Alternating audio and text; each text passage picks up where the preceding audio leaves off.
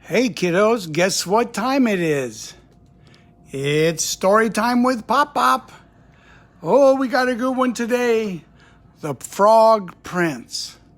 Oh, this story's been around for a while, but I bet you haven't heard it. Let's see what we got here.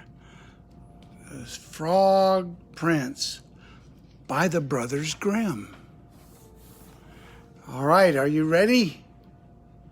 Get that nice and right in the middle of the page where you can see everything. Okay. Let's get some more light on it there. Okay, here we go.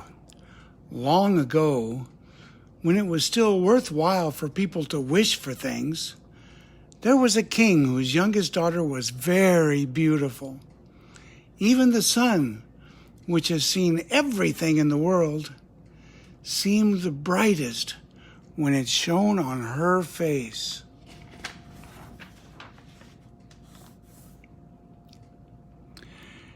In a dark forest not too far from the king's palace, there was a deep well. The princess liked to sit in the shade near the well and play with her golden ball, tossing it into the air and catching it when it came down. One day, the ball bounced right into the well. The princess watched helplessly as it sank down to the bottom. Then she began to cry because the ball was her favorite toy.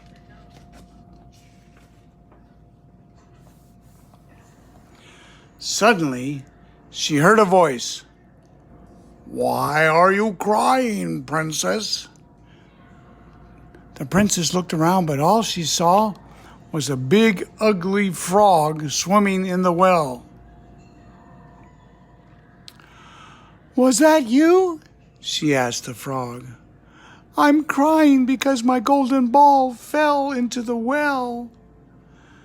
"Then cry no more," replied the frog. "I can get it for you, but in return you must do something for me." "Anything you ask," said the princess.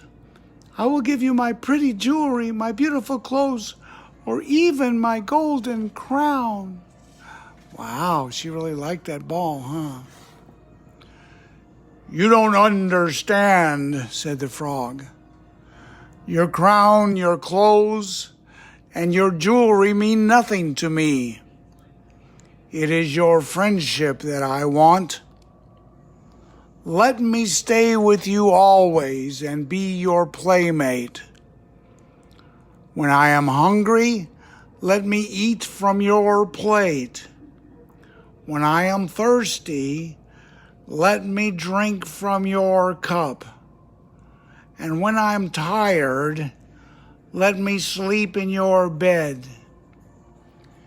Give me your promise, and I will fetch your golden ball from the bottom of the well."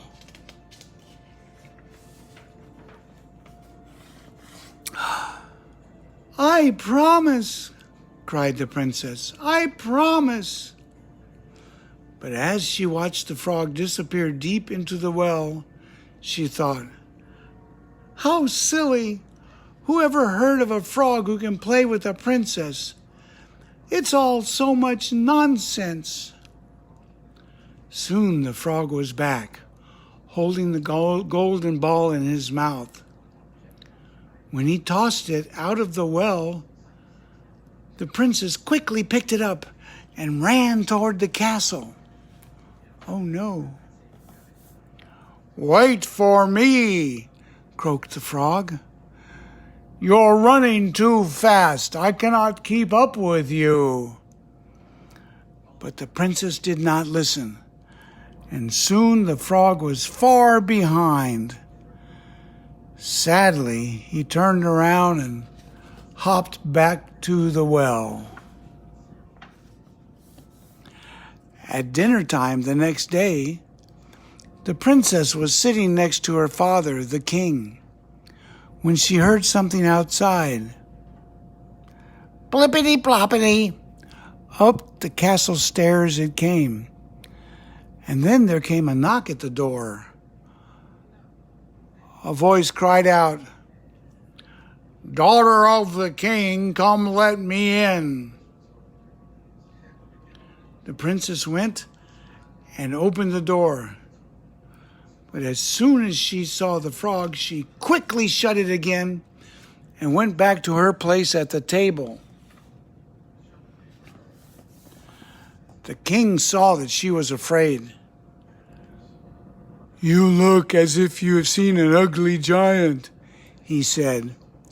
"Is that why you closed the door so quickly?" "No, father," replied the princess. "It's not an ugly giant. It's an ugly frog, a horrid, dreadful frog." Then she told her father what the frog wanted. "Yesterday my golden ball fell into the well. A frog heard me crying and said he would get it for me, but I had to promise that he could be my best friend. I never thought he would leave the water and follow me, but now he's at the door and he wants to come in." Then everyone in the room heard the frog knocking and crying out in a loud voice, "Oh, princess, princess, listen to me. Remember what you promised to me? Now open the door and welcome me."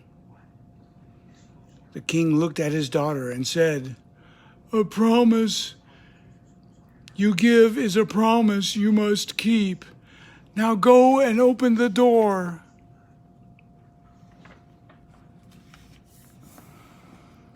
As soon as the princess opened the door, the frog hopped into the room.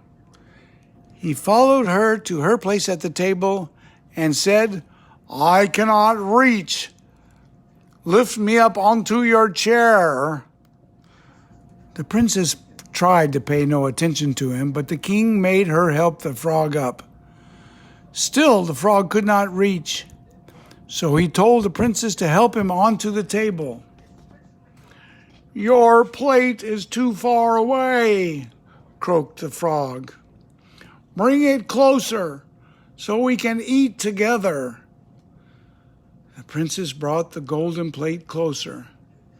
The very thought of eating with the frog took her appetite away, but the frog ate heartily. Then the frog said, "My stomach is full and I am growing tired.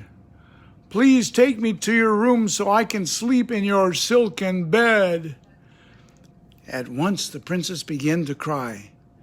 She did not want an ugly frog to sleep in her very own bed. But the king was not moved by her tears. Instead, he became angry.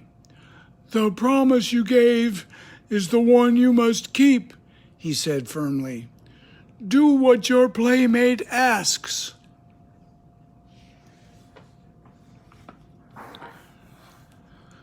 So the princess picked up the frog and carried him upstairs to the bedroom. Ugh, how she hated to touch him. She set him down in a corner of the room, and then she went to bed. Soon the frog came hopping over. "I am just as tired as you are," he croaked. "Let me sleep on your soft pillow. If you don't, I will have to tell your father." Oh boy. The princess became so angry that she hardly knew what she was doing. She reached down and grabbed the frog, crying, "You horrid creature! Go away and leave me alone!" Then she threw him against the wall. Look at that.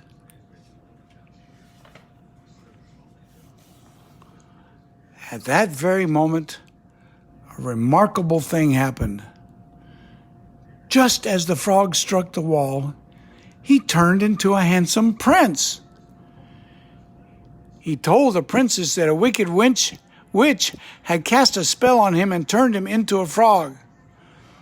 The princess was the only one who could have broken the spell. Wow. And so it came to pass that the prince married the princess and took her to his father's kingdom, where they lived happily ever after. Ta-da! The end of the story. The princess and the frog. In other words, the frog prince. I hope you liked that story. It was a fun one. A little bit different. Okay, kiddos. That's it for Story Time with Pop Pop today. We'll see you next time. For now, it's Pop Pop saying bye-bye.